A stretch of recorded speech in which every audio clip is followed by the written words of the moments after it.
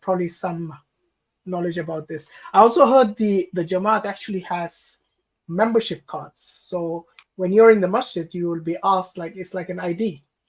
Now you Yes, see, they you go cancel to their any membership. yeah, you go to any Sunni masjids, nobody will ask you for your ID. I mean, that shows that this is not from the Quran and Sunnah, because they keep on this, this mantra, they keep on repeating, we follow the Quran and Sunnah, we follow the Quran and Sunnah. Can you please show us from any of the Ashabas who had been asked to produce an ID when they went to the masjid? The whole purpose of a masjid is this is a place which is free from any sort of pressure. You come there, you do your salah, you do your ibadah, and then you leave. This is a place where you should find safety and security, not some sort of pressure where we have to show your ID. Alhamdulillah, in the UK, even the government hasn't issued IDs for the public here. So we can move around in public places. But in the UK, when you go to their masjid or whatever they call it, they have to ask for your ID. Where's the freedom? Yeah, where's the trust in the people? So, alhamdulillah, this is the true Islam. This is not the teaching of the Prophet ﷺ, nor the practice of the companions, or anywhere, in fact, any Sunnis in history, as far as I know. So yeah. So what about when you talk about the membership card? It's interesting. So you have a membership scheme. Is that a free membership, or do they have to pay something like a donation every here and there, or is it a fixed?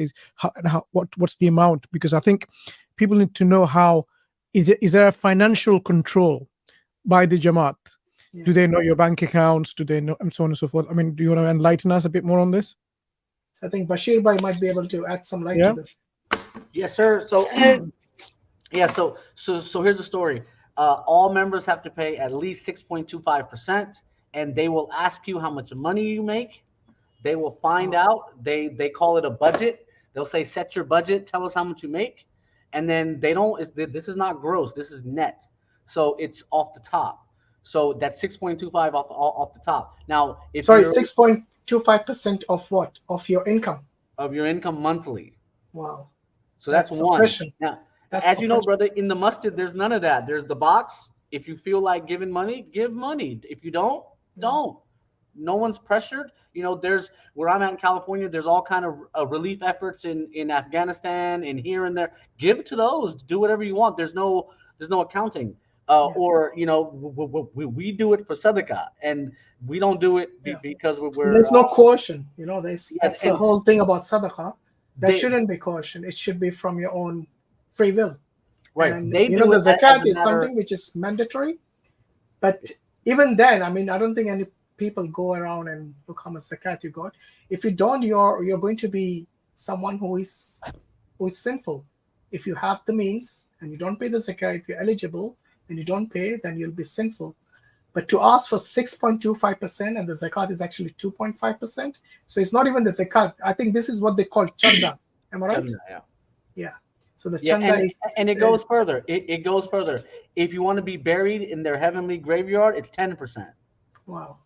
And then just like the Christian tithe, brother, I keep telling everyone, Qadianism is Christianity and Islam and Buddhism mashed in together, and Mirza Ghulam Ahmad is like a Christian prophet. That way, it all makes sense. Even his vulgar language, it all makes sense. So, but you pay 10%, you get ticket to your Jannah. You get ticket to Jannah, and then Mirza Ghulam Ahmad, look at the end of it. Remember, there's always double speak. He says, "No, but I'm not guaranteeing Jannah." He said, but you set up the whole system and said that you'll go to Jannah. Sounds like Dajjal to me. Remember, Dajjal will show the heaven and he'll show the paradise and the hell. But his paradise will actually be hell, and his hell will actually be paradise. So yeah, I think he's following the footsteps of the Dajjal. But anyway, I think we digress. There's more. One last point. And when you die, you have to give 30% of your property to the Jamaat. So my father is going to pass. I mean, I don't know when, but soon, in the next 20 years at least. And then when he passes, his house is valued, like maybe 500,000. So not me, but my brother, who's still a Qadiani, will have to make a payment of 120,000 before he's buried. When someone passes away, they have like 2 days to make this payment. So it's ridiculous and outside of Islam. That's more than just oppression. It's basically. I think there should be some laws against this in the countries where it's practiced. Yeah.